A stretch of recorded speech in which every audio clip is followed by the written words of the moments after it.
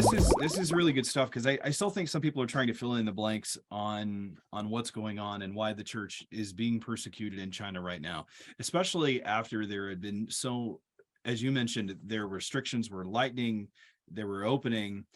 He comes along, public convert, very notable name, comes to faith in Jesus, and then becomes really outspoken against the government. What was the impetus behind?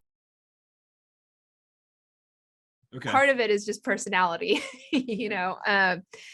part of it is, I think he's a thoughtful guy, and he was a public voice before even his conversion, and even a public voice on matters that touched on matters of the house church. Again, he was a human rights lawyer, so he came from a background of being pretty aware of a lot of the dealings of the Communist Party in China and violations of human rights issues in China. So, I don't think he dropped those interests after his conversion, for example. But I think, he really believes that the church is the greatest gift that can be given to the city, And I think this comes out a lot in the book, especially, the closer you get to his arrest in the book, the more this just is on his heart. And so he talks about how when governments interfere with the church, that's a travesty, not because it inflicts suffering or difficulty upon Christians or churches.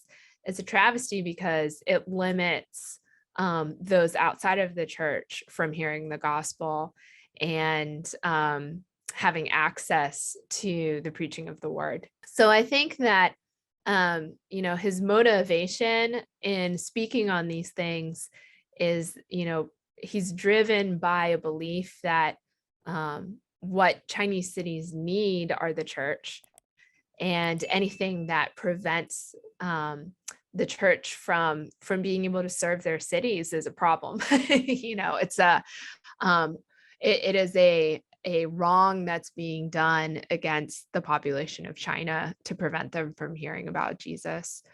So I think he's very adamant in several places that he's not in this to fight for rights. He's not in this to kind of stake a claim and fight for it. He's in it out of a desire to see the gospel spread across his city and across China.